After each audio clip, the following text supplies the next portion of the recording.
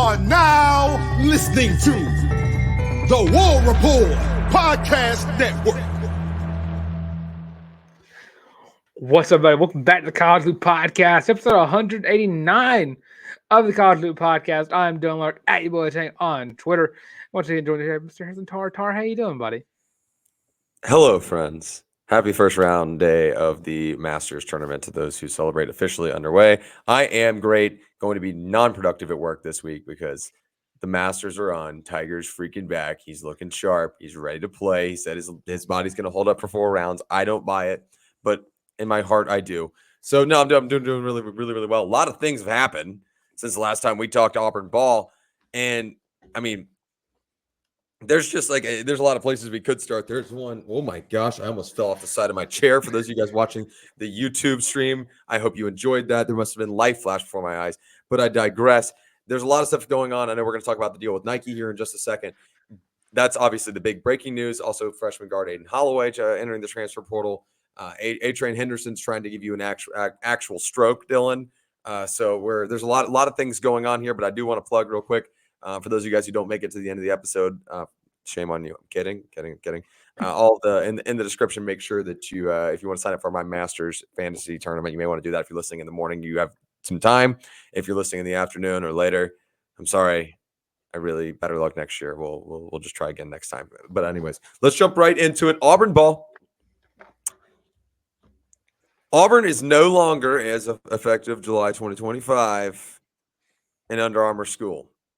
No longer under contract with a company that's filed for bankruptcy twice. No longer plagued by a manufacturer who's had to turn to the FCS. No hate on FCS. Listen, I'm a known Samford Bulldog supporter. Not Kennesaw State is FBS now, so I can't even say that. Was a Kennesaw State supporter for a long time. Georgia Southern supporter for a long time. But Mercer Bears. Now they are now turning to the FCS to try to keep them alive in the game of American football at the collegiate level. Auburn's not there anymore. Auburn has now signed a deal with Nike, Dylan. This is tremendously huge news. And I know there's mixed reviews. I understand the PR. I get it. Nike's not kept their nose clean the past several years, better part of the last decade. But the product is undeniably better. And there are some upsides. Dylan, I'm going to let you go and lead in with how much of a win this is for John Cohen and give his words as well. Yeah, and of course, you can't deny if you love Nike or you hate Nike as a company, you cannot deny that the athletes love the brand better.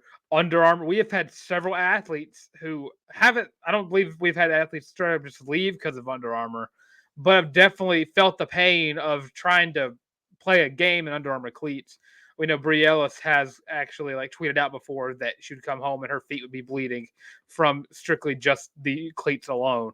So you can't deny that. And I know if you're also an Under Armour fan, the Under Armour stuff's going to go on sale soonish. So you get to enjoy that. I mean, I got to enjoy a nice little Cam Newton little 2 jersey in the bookstore that was on sale because Under Armour was just on sale. So all good for that. But yeah, John Cohen seems to really like the idea of Auburn as a Nike school. And he said, quote, "We are excited to enter this new partnership with Nike, a brand that consistently champions athletes and sport around the world. We are appreciative of their strong support throughout this process. We believe that our 10-year agreement beginning in July 2025 will continue to elevate Auburn and best serve our student athletes and our university moving forward," end quote. Yeah, and there's no hiding the fact here that this is not only a monumental step, but this one is a win. I mentioned it a second ago here, Dylan. I know that some people are upset with the whole PR move, and I get it. And then there's the argument that your 2 biggest rivals are already Nike schools, so you're caving into the masses. I've heard it all. And look, in no way do I condone Nike's public image. It is undeniably hard to look at. It is. But in the same token, I really am in the camp here of better products for student athletes. And let's call a spade here. I once had an athletic director at a school who I won't name tell me that they took an Under Armour contract because the check was great and the equipment was solid. No, it's not. There's a reason that you see people, young athletes, getting so banged up in the same injuries, but specifically only wearing the same equipment. Under Armour is habitually bad. Let's not look just at the football field. Let's look at the baseball field. Let's look at the basketball court. Look, Stephen Curry's got a great thing going on with Under Armour. I'm really, really happy for him. Unfortunately, the majority of Under Armour actual on-court, on-field equipment is not high quality for a number of reasons, and also is not just engineered to take on that much weight of a workload. You move over to Nike and look, if there's one thing that Nike has done well over the course of their lifespan, really over our lifespan for sure, Dylan, but over the greater part of the last 30 years, dating back to really Michael Jordan, the thing that they have done the most is putting actual performance first. There's a reason your biggest names in sports are contract athletes with Nike. Your LeBron James, your Tiger Woods. I really don't even think I need to go much further because I think I'm two of the GOATs.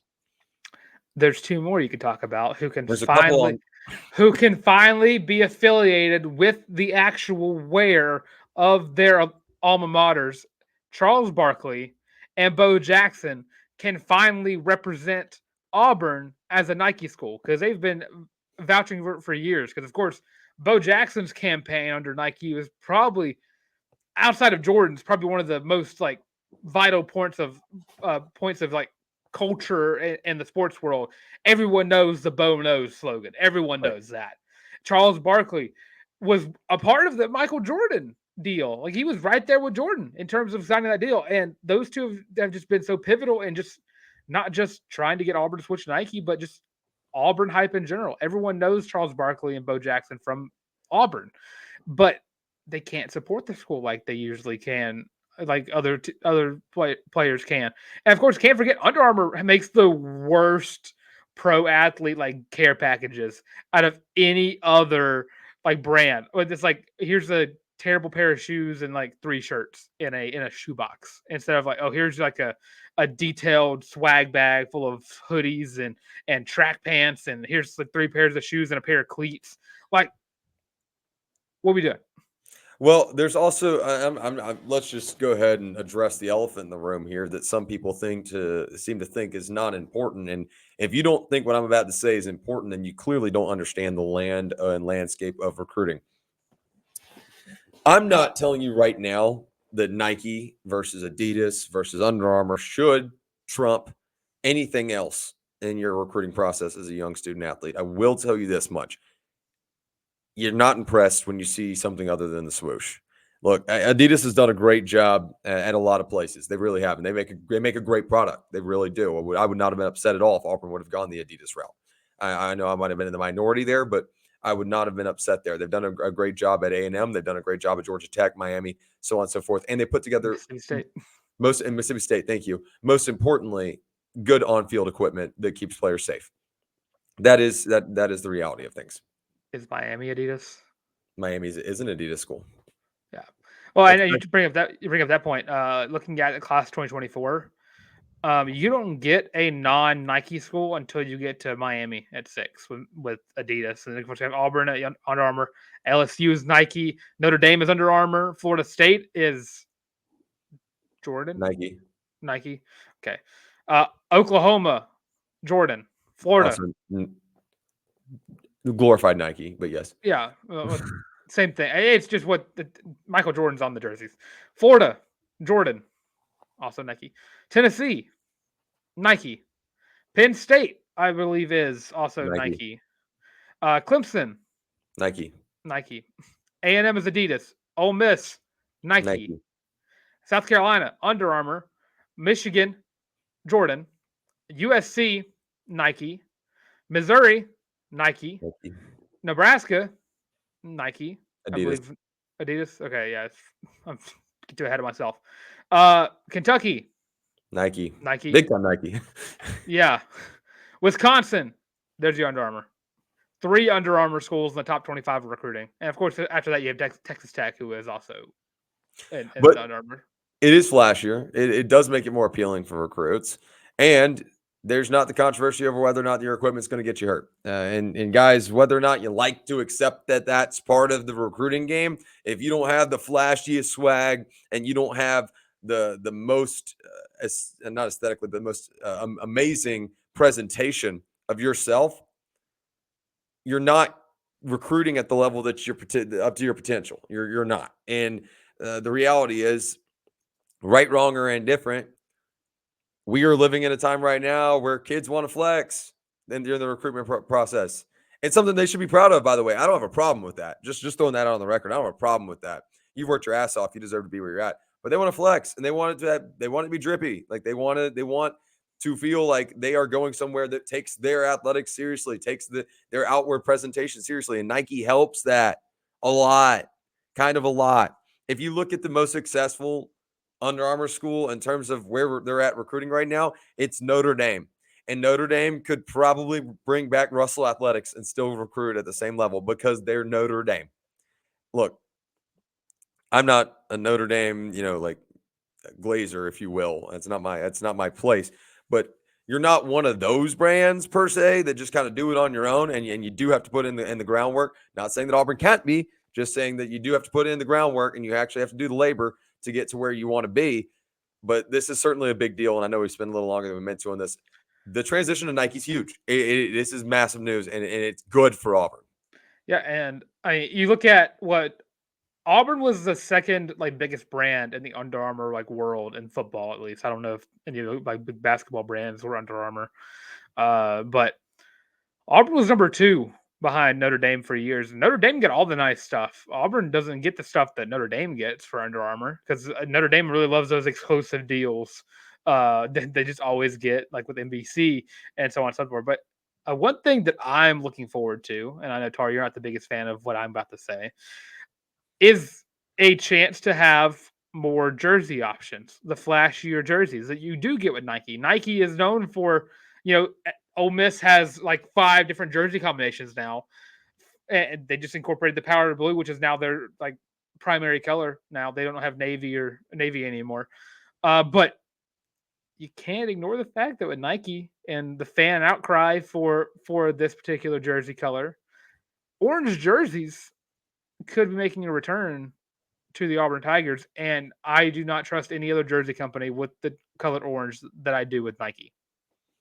Sure. If Auburn wins in orange, I really don't care. I would not advocate for it. I wouldn't vote for it, but whatever, who cares? It tore the internet apart a few times, and it blows up the internet once a year. And it'll be awesome. The first contract year of Nike, the orange out, and everyone's gonna be like, it's happening this year. And then they're gonna run out in navy blue, and then we're all gonna cry. Not me, but everyone else will. And that so be it. To put a nice little bow on this, look, I'm really, really excited at the opportunities that come with becoming a Nike school. I think that everyone else should hop on that wagon if you're not already.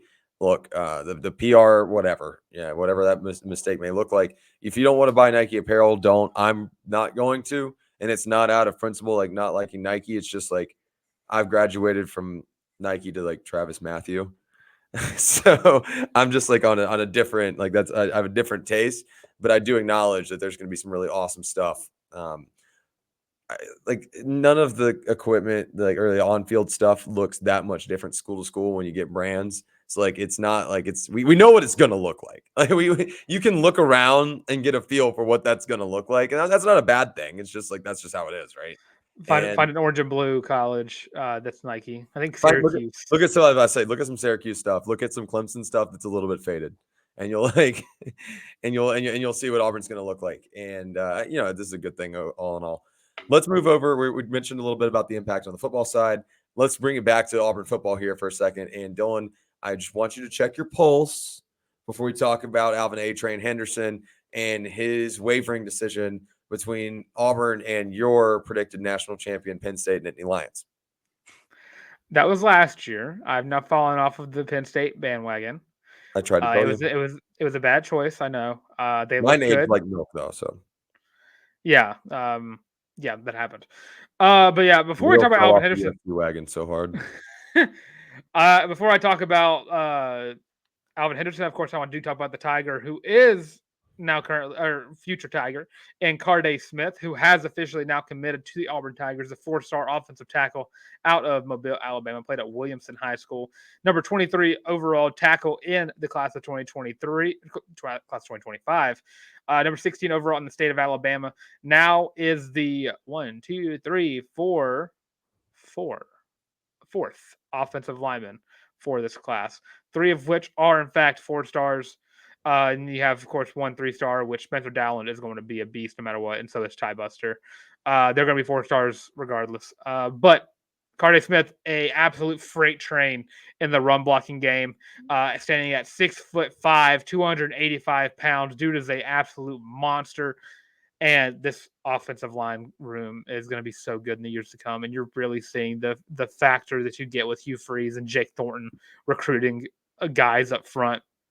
Because you got to love the big uglies, the big sexies up front.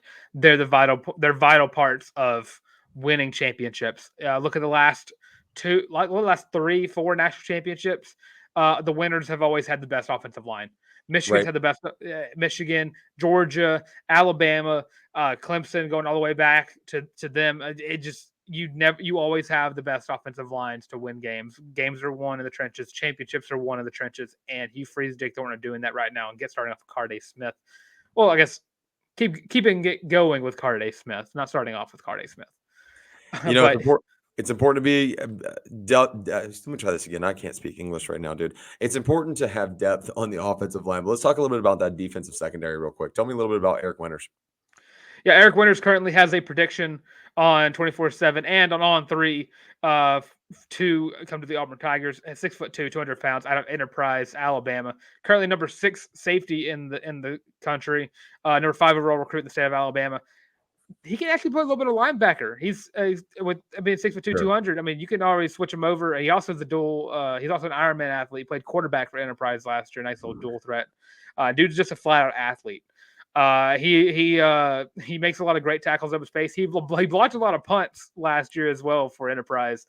So of course, if you want to play him at quarterback and safety, you could do it in NCAA 14 Road to Glory things, except you get to play both sides of the ball with him. Wait till you can do it in NCAA here in like a couple months. So that'll be awesome. July 19th. But yeah, it'd be huge if Auburn were to get Eric Winters, because you always want those. You want extra beef in your secondary at any given time. You never want to be down a couple of players and not have people who can come in right away. Eric Winters, of course, if he beefs up, he can be a great depth piece of the linebacker position and a potential starter in the years to come. And of course, you can also put it back in there at safety and kind of use him as a strong safety, or kind of as in the nickel to kind of go on blitzes. But I will say it is funny because I was reading his his scouting report, and I have seen they have started to say Power 4 whenever they're talking about the programs around. So Pac-12 has officially died in that case. And I will say Auburn in class 2025, before I get to the last recruit we're going to talk about today, who does commit today as the show comes out. He commits, I believe, in just a few hours. But Auburn currently stands the number 7 overall class in 2025, currently 3rd in the SEC, right behind LSU and Oklahoma. But plenty of time left in this recruiting cycle for the Auburn Tigers to either move up or get jumped. It just depends on how the recruiting class goes, but we are very high in this class so far, and I do not see Auburn finishing outside of the top 7. Agree. But Alvin Henderson, dude is trying to give me a heart attack at 23. I don't appreciate it. Almost 24, by the way. As this comes out, got 17 more days until that happens.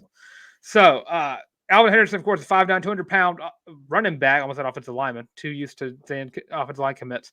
Alvin Henderson out of Elba, Alabama, number 14 running back in the class of 2025. Also listed number 8 running back in the composite rankings, number 10 overall recruit in the state of Alabama. Currently has a few extra crystal balls from last time we met with each other, because he now has 3 crystal balls to the Penn State Nittany Lions and 1 for Christian Clemente for the Auburn Tigers.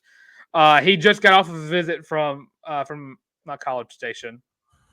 State College, Pennsylvania, where I heard he had a very good visit. He is very high on the running back coaches and James Franklin in general over there at Penn State. But I mean, if looking at a program, I think Penn State's definitely plateaued. Call them Plateau State, Nittany Lions, whatever a Nittany Lion is, because I do not think that they are going to elevate any further under Franklin. But I like Auburn's chances to still get era. Exactly. I like Auburn's chances still to keep Alvin Henderson within the state of Alabama. He was very high on his potentials to play under this offensive line. He's already been talking to Carday Smith already, and I hope I'm saying Carday. It looks like it should be Carday, right? Right. Could definitely just be butchering that. It could be Card. But he's been tweeting back and forth to Carday, and of course we've all seen like Twitter wars that have happened with recruits who pick other schools after tweeting at the other recruits. Auburn's definitely felt a fair share of that over the past few years, but I'm still very positive that Alvin Henderson is going to choose Auburn. Not just because I'm a homer or anything, but Auburn has a need for more depth in the running back room going forward. Because after this year, you're going to be losing two guys in Jarquez Hunter and Brian Battie. So you're going to be going forward with just two guys, Jeremiah Cobb and Damari Alston. And Auburn definitely over this past couple of years, especially moving forward, is going to be a running back by committee. And it means you're still going to have three very good running backs. A-Train has a chance to, after Damari Alston leaves, to probably just do a 1-2 punch. Because you have the A-Train and Jeremiah Cobb. We're going to offer a great 1-2 punch. Alvin being more of the power back, and of course Jeremiah Cobb being the speed back. But if Auburn does pull out Alvin Henderson, it's gonna be huge because it's like one of the few pieces Auburn is missing out of this class, and after that, it's just all easy breezy from there. Certainly excited to see if Auburn can add A-Train to this stable, if you will, and continue the lineage of talented and high caliber running backs here. And Dylan takes a sip. We will certainly keep a monitor on that situation. I'm sure that if A-Train were to commit to Auburn as the show comes out today, that Dylan could be at ease. I would not be surprised. I'm a little bit rooting if we get like one hat put on, one hat taken off, and then reverse and do it over again. That would be awesome, just because I think I'd be the only host left on this show. I think that's actually not what I want. So I digress. Please don't do that. The palpitations will be uncontrollable. I will say at this, if I'm doing the time correctly, it looks like he'll be committing at 9 a.m. 10. Hold on. Math is math. 11 a.m. So which would be, as this is coming out, about 3 hours. 2.5. The palpitations will be palpitating for you. Let's roll on. Heart rate's going to be before we talk about Auburn men's basketball and Aden Holloway's decision to enter the transfer portal, I want to remind everybody, if you're hanging out with us here on the YouTube stream, make sure you like, subscribe, ring the bell right here on the College Loop YouTube channel. You drop a comment, give us your feedback on everything going on. We want to hear your thoughts about Auburn to Nike, good, bad, and indifferent. Want to hear what you guys have to say, and definitely who you think Auburn's going to be able to pull out of this 2025 class as we roll into really the heat of summer recruiting and this really ramping up. Us hearing lots and lots of rumors. It's we had a nice little lull there for a second. Now the rumor mill will be firing right back up. It's time to do this all over again. Everybody's favorite part of the job. Give us all your feedback right here on the YouTube channel. Like I said, make sure you like, subscribe, ring the bell. If you're listening on a streaming platform, thank you guys so much for hanging out with us. That is not lost on us how big of an impact you guys have. Make sure you share the show with a friend. Give us 5 stars, thumbs up, whatever the highest rating is on your streaming platform of choice. If you want to support the show in ways that go beyond just like, subscribe, and ring the bell, Dylan, you can head over to thewarreport.com, pick up your very own College League Podcast, War Report Podcast Network, Feeling Loopy t-shirt. Comes in 5 different colorways, only $25 and only available at thewarreport.com. If you want to pick one of those up, make sure you use hashtag Feeling Loopy. That's feeling without the G. This is a sidebar conversation, Dylan. We need to make sure we send out that shirt like tomorrow. Just as a sidebar, we have not forgotten about our winner for the College League Bracket Challenge. That's hashtag Feeling Loopy, feeling without the G. Send us a selfie, tag us in it on whatever social media platform makes you feel the happiest, whichever one you prefer to use. And we'll make sure we throw it up on the next show stream. At this point, it would be stream if you guys get it between now and Sunday. So thank you guys for your continual love and support. Let's get back into the show and talk about Auburn men's basketball. Aden Holloway has decided that he's going to enter the NCAA transfer portal, and probably the least surprising move of this offseason. Somehow less surprising than that of Trey Donaldson, who, by the way, we're going to talk about BP's needs during the transfer cycle. I don't know that Auburn is a done deal for Trey Donaldson. I don't know that it's completely out of the picture. Matter of fact, with Aden Holloway leaving, I feel a hell of a lot better with the chances of Trey coming back, and that becomes a valuable piece.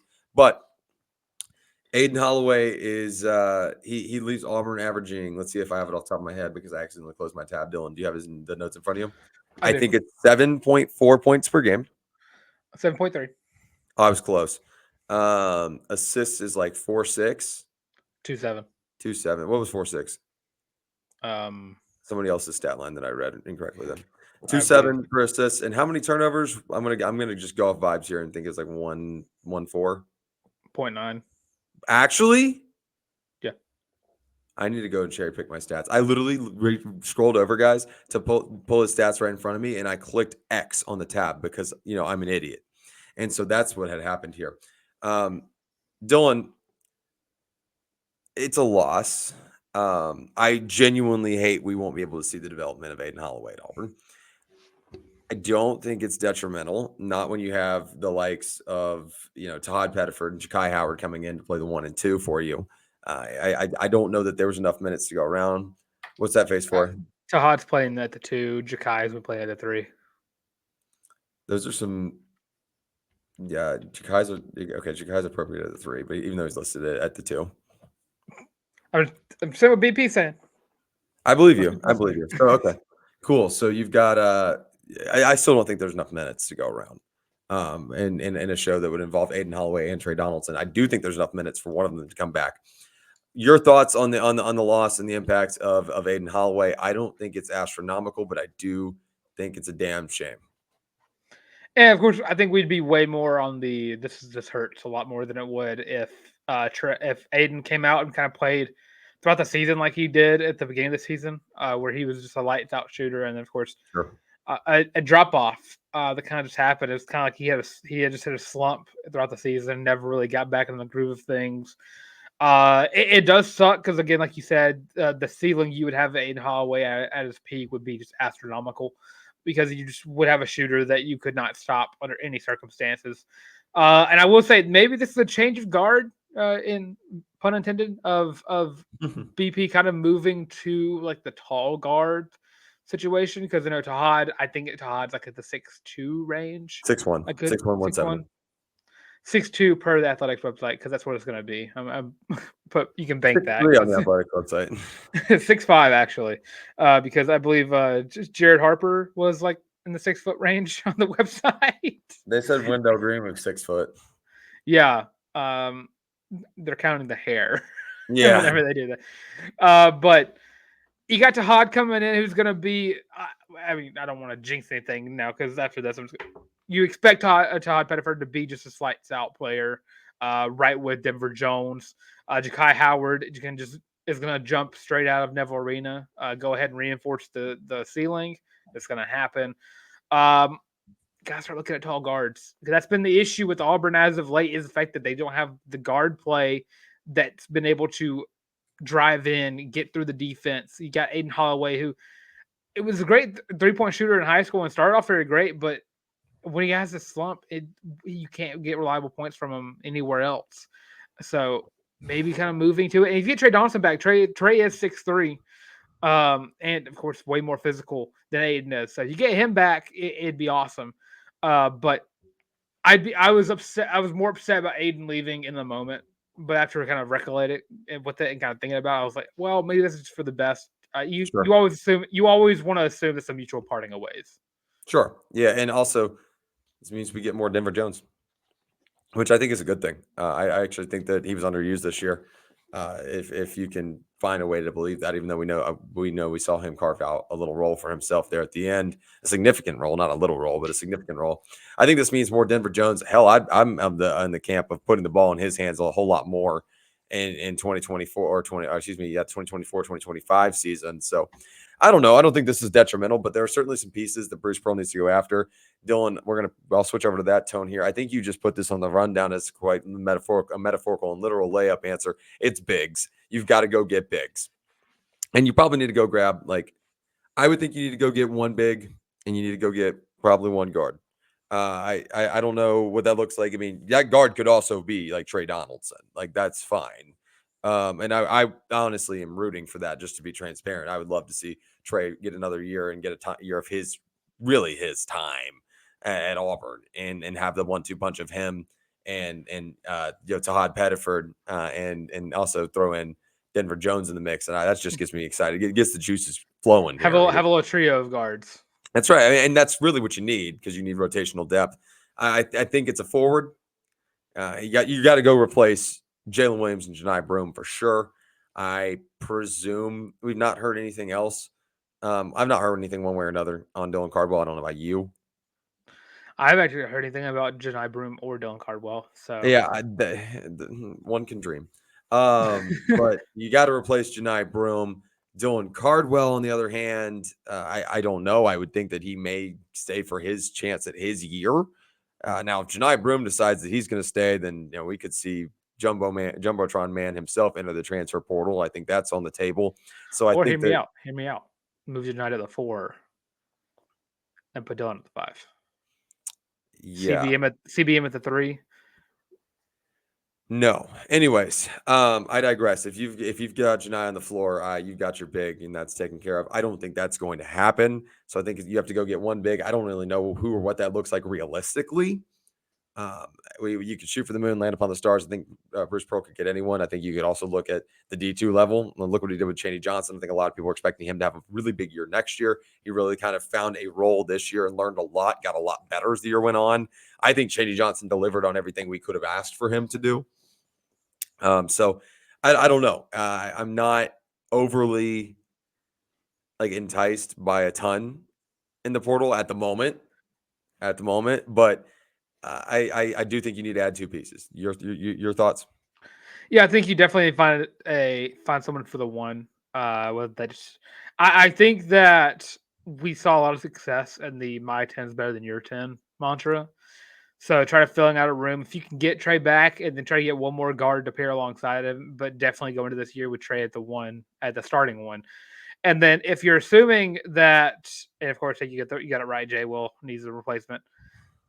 You do need to get a 5, and I think that might be more important than getting another 1 alongside Trey. I think a true bred 5, like a Walker. Go get a 7-footer. Yeah, get a Walker level. Well, you're not going to get a Walker level center ever again. There's no center in the world better than Walker Kessler. Yeah, but you're going to need a 5. You're going to need a guy who can stay in the lane, get blocks, get those rebounds. Auburn got out rebounded a lot offensively. Or Can I ask VP for one specific player out of the portal to go get a 5? Caitlin Clark. What'd you say? Caitlin Clark. Caitlin Clark could play at the men's level, but I digress. Can we just go get Kareem Abdul-Jabbar? Dude, I was trying so hard to make a jersey swap for him, but I could not find anything that matched. I want Robbie Avril on this team, so Avila, so bad. Could you imagine Kareem Abdul-Jabbar with the jungle? Could you imagine? That'd be ridiculous. It's like a dream made, and it's exactly what they need. Except he's definitely a 4. I think He's 6'10". He's not the 7-footer you asked for, but I mean, played the 4. He played the 4. I think he was listed as a 5 for Indiana State. I feel like he'd be a SEC 4. Maybe. I mean, dude averaged 6.6 rebounds a game. And I mean, come on. He averaged 17-4. I mean, because he's just lights out from. Yeah, no, this guy would be awesome. Zach Edey, who? Zach Edey's also just not that good, but I digress. If he was that good, it would have been in the league a while ago. But I digress again. Yeah, I'm rooting for Kareem Abdul-Jabbar. Sorry to interrupt for a second. Oh no, I completely agree with you. I think mixing him with the Auburn fan base would be a match made in heaven. Could you imagine the memes just in general from having? I mean, I could, but it's just too beautiful to think about and get your hopes up and start thinking and going down that road. The merch, the Auburn Kareem Abdul-Jabbar merch would be out of this world. He's also only a sophomore. Is he actually? Yeah. I thought he was so much older than that. Eligibility-wise, he's only a sophomore. Okay, sweet. But yeah, Well, he he will be a junior. He will be a junior. because he definitely had. I don't want to say like an instance of like a Doug Edert did, but the spotlight was on him all year because he was him. lights out and he was wearing goggles and it was like this is the best thing ever. What are we doing? It's definitely gonna be looking for NIL opportunities. That's probably why he transferred out of Indiana State. But I would not be mad. I'd probably be overjoyed at Kareem Abdul-Jabbar coming to the Auburn Tigers. And there's a lot of players I think would fit well, but I don't think we've seen the entrance into the portal of a true like this guy would be a star for Auburn level player. Yeah, I mean there's probably been a few, but you never know. Kareem Abdul-Jabbar. Other than of course Robbie, which honestly would give me another fan. Give me another. I can switch from Robbie Ashford to Robbie Avila. Just True. switch it up. And do you imagine the Auburn jerseys that would sell? If they just make it like fan base and put like Abdul-Jabbar on it. It'd be so funny. That'd be so funny. That'd be golden. Yeah. In conclusion, BP does need to do a little portal magic this offseason. This group's gonna be under a damn microscope in 24 to 25. I'm just gonna be honest. So everyone's already just before we move over to baseball, which is when you're gonna get really, really sad, folks. Just as a heads up. Nobody gives a rat's ass about that SEC championship anymore. So you got to figure something else out. You can't win an SEC tournament championship and just lose to Yale and then expect like nothing's going to happen. No retributions there. You are going to face some microscopic, what's the word I'm looking for here? Critiques, if you will. People are going to be more up and down next year than they have maybe ever been for Auburn basketball. Just because you gave them crack in 2019 and then have been making them go into withdrawal for the past 5 years. So you gave crackheads crack. Can't play like that as a blue blood in the NCAA tournament. You can't.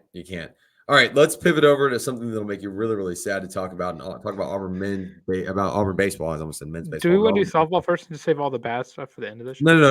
You do softball last, so it ends on a high note. Higher note. Yeah, Auburn baseball's in the gutter. Just when we talk about how bad the pitching is, Christian Herberholz, Tanner Bauman, Zach Crotchfeld, Hayden Murphy, and John Armstrong go out and only allow 3 runs in a ball game. And your offense gives up on them.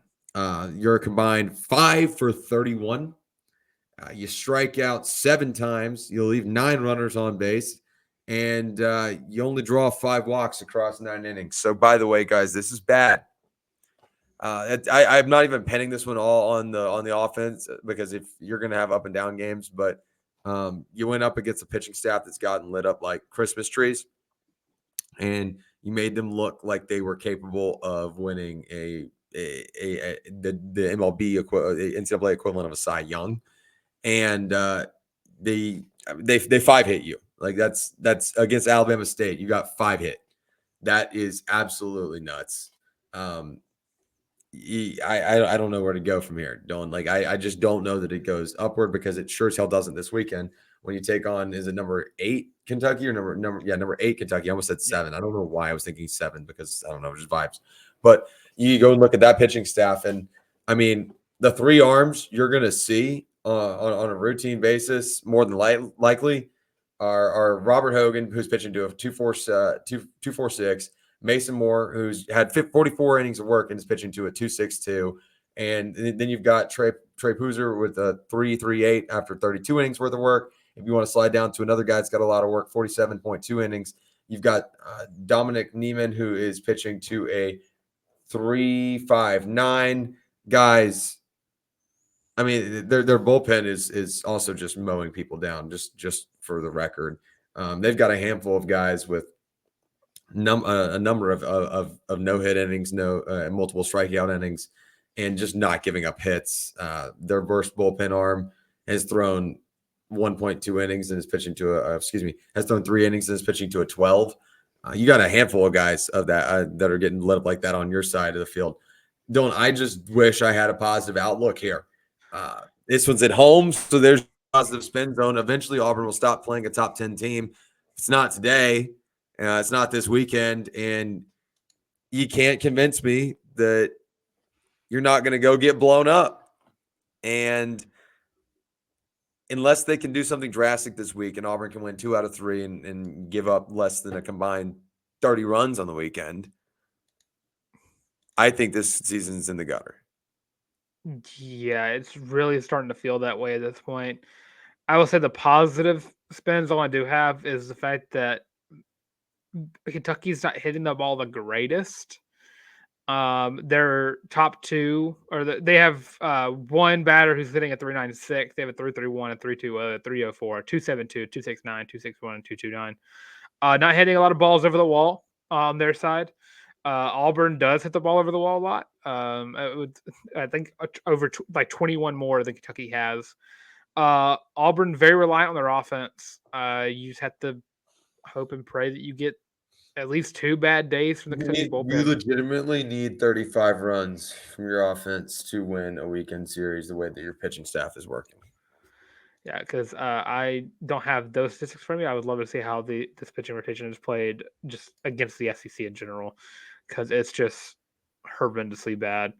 But hey, Sunday is party at Plainsman. They'll have putt-putt and rally towels in celebration of the Masters. Yeah, and as you said, Chase Alsop with 38 innings pitched has a 7.11 ERA. Carson Myers in 28 innings has 4.1. Connor McBride is a 5.6. Tristan Herbert Holtz is a 5. John Armstrong has definitely been the highlight of this bullpen with a 1.61, and that's definitely one of the lowest out of, I think, John Armstrong's been the highlight of this pitching staff. And of course, you have Joseph Gonzalez with a 9.28. So, on the bright side, Auburn will probably get another year of Jogo. I think Jogo needs another year of Jogo. And I think Auburn's going to need a year without Everett Teaford. Maybe a few years without Everett Teaford. Because the decline that we've seen over just one season. Unprecedented. It's crazy. It's like record breaking almost. This is crazy to think about. Baffling. I wish I could sit down and say there's a positive actual spin zone to how the season can look like. Auburn has a good chance of stealing a game versus Kentucky because they always find a way to steal at least one. But you can't help but think that there's a good chance Auburn might go into the next weekend with a 3-12 conference record. And of course, I mean, the argument is there that they just played 4 top 10 teams in a row, but even top 25 teams beat top 10 teams every now and again. Yeah, like this is not something that should be happening to a team that Auburn's not some new kid on the block baseball wise. No, not anymore. They've been there. They've been there before. You got to turn it around. I mean, at this point, you're just trying to make it to the postseason. You don't want to go home after Hoover. You don't. That ship is sailing, my friend. It's getting there. I think they're starting to port. They are starting to port. But on the other side of the diamond, things are looking better. So I'll let you round this out in a happy, cheerful way, buddy. Yeah, so if you were paying attention, Auburn had to move their game up to Tuesday against UAB, where they absolutely destroyed UAB in 5 innings, run rolling them 9-0, doing so without a single home run. They just got a lot of ribbies going on, but not a single home run from the Tigers, which is kind of a rare occurrence for them. Maddie Penta earns another win on the season. Her and Shelby Lowe combined for the 35th no-hitter in Auburn softball history. Just a solid performance from them against a team who I expected this to happen between Auburn and UAB, but definitely a confidence booster. Moving on to play, I believe, if I have my schedule right in front of me, the number 6 team in the country inside of Baton Rouge, where currently there's only 2 batters out of the starting lineup for LSU that's not batting over 300. One of those is batting in 299. So Maddie Penta, Shelby Lowe, AB, Emma Rolfe, Malena Tambora are going to have their arms cut out for them, trying to make sure you lock down this very, very good LSU team. Currently has 31 home runs on the year, has 212 RBIs on the year. LSU, a very solid team, who's actually a very clutch team. I think they've gotten 5 walk-offs this year. So very clutch team. Pitching wise, if softball, if you want to prove to the fans out there that you are moving on the right track, y'all got to do so by batting against a team that has a 5-person rotation that averages a 2.38 ERA. And you don't have anybody having over a 4 on that. You got a lot of great pitchers in this LSU room, but it's time for Auburn to start kind of showing that they're not dead yet. You can still get up and fight. And of course, for some reason the team has looked way better since the announcement of Mickey Dean's departure. Sometimes you just gotta shake it up. Exactly. And again, I've not heard very much about the coaching search. I think they've been very. I've heard no traction. That's got to be all behind closed doors right now. Yeah, they're really keeping that behind closed doors. So hopefully that means grabbing a home. You got to get a home run higher at this point, because you got to get someone for the fans to really fall behind. Because Auburn softball fans are probably a little more diehard than the Auburn football fans, because it's that niche. The more niche you get, the more hardcore the fans are. Exactly. I think if a win for Auburn is taking a game. Oh yeah, no, I was about to say that. Just go win one. Because if it was at Auburn, I'd probably say try to get 2. Try to get 2 regardless. But with it being in Baton Rouge, taking 1 would be fine. LSU very good when it comes to the diamond, just in general. And you're building confidence. That's what you need at this level of the game. You need confidence. After this, you got UAB again next week in Birmingham, and then you got Kentucky, Ole Miss, Alabama to round the season. So if you start build the confidence, get the momentum swinging, because we're only, as I said, at the second week of May is the SEC tournament, and that is in Alabama. It's in Auburn, Alabama, a beautiful Jamie Moore Field, and I would really appreciate it if Auburn at least made it to day 2 or day 3 of that tournament, just because it's at home. So build some momentum, get the ball rolling, and maybe don't rely solely on Shelby Lowe and Matty Pinto to do all the work for you. Let's start getting the ball into the outfield. Coach Dillon is calling his shots, barking out orders, and now it's my turn. John Cohen, if you're looking for someone to take over after Mickey Dean, I will happily oblige. I will take the free Nike merch that goes with being a coach. All you gotta do is ask. I'm just gonna pretend like you didn't say that, and I'm gonna roll into our ad read here at the end.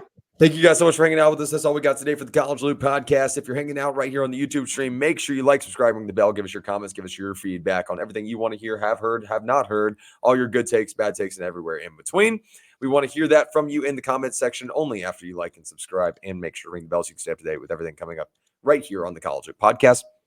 If you're hanging out with us on a streaming platform, thank you guys so much for your continual love and support. It's not lost on us, like I always say, how valuable you guys are to this program and building the culture. I certainly appreciate it. I know Dylan does as well. Make sure you give us 5 stars, thumbs up, whatever the highest rating is on your streaming platform of choice. Share the show with a friend so we can continue to grow this family of ours, the wonderful, lovely family, if you will. If you want to support the show in ways that go beyond just like, subscribing the bell, and sharing the show, you can head over to thewarreport.com, pick up your very own College League podcast, War Report Podcast Network, co-branded Feeling Loopy t-shirt. Comes in 5 different colorways, only $25. Best looking shirt you'll ever see in your life. Use hashtag Feeling Loopy, that's feeling without the G, on social media platforms. When you purchase your shirt, post a selfie of it, send it to us, tag us in it, and use, like I said, hashtag Feeling Loopy, feeling without the G. And we'll throw it up on the next streamer show. At this point, like I said, it would be the stream for Sunday, but who's to say? We are open to it at any point, any time. Thank you guys so much for being the best listeners in all of sports podcast land, all podcast land for that matter. I'm Harrison Tarr, at by Harrison Tarr on the Bird app, and at by Harrison Tarr on Instagram. If you guys want to come check out some of my new work, the official teaser is out for That's One Golf. The trailer, the teaser is out ahead of our official launch this Saturday. video going up Sunday, first event on Saturday. Going to be a lot of recording, a lot of golf being played. Very, very excited to share that with you guys. That's @1_golf. That's #1_golf. And you can go check it out there. It's also linked on my Instagram. I'm called a collaborator on that. So if you just want to go check out at by Harrison Tarr, you can go check out my content there and roll over to our golf content. Thank you guys so much for continual love and support. Dylan, let's get out of here. Of course. I'm Dylan Larck. I will take on Twitter and on TikTok. I post a TikTok and just give it my top 10 picks for the NCAA 25 game coming out, where I rank my top 10 quarterbacks. Seen the video? It's basically the same list, but do like it if you see it on TikTok, because I made it. I put a lot of work into those graphics I made. It was really just a text box that I put over each picture, but I put a lot of work into it. And of course, check me on Instagram as well at Dylan Larck at DYLANLARCK. And of course, check me out right here on the College Loop podcast, where you should like, comment, and subscribe. As Tar said, leave your thoughts on class 2025. Leave your thoughts on the Aden Holloway transfer. Who do you want Auburn to pick up from the portal, and why is it Kareem Abdul-Jabbar? And just, of course, if you're tired of watching or looking at our faces, completely understandable. But we do have an audio version of the show as well on Spotify, Apple Podcasts, Google Podcasts, and Amazon Music. And, of course, social medias, all of them, which is Twitter, TikTok, Facebook, Instagram, the works, all those at the College Loop. But of course, all that being said, War Eagle, happy Nike officially. And this has been the College Loop podcast. Love you guys.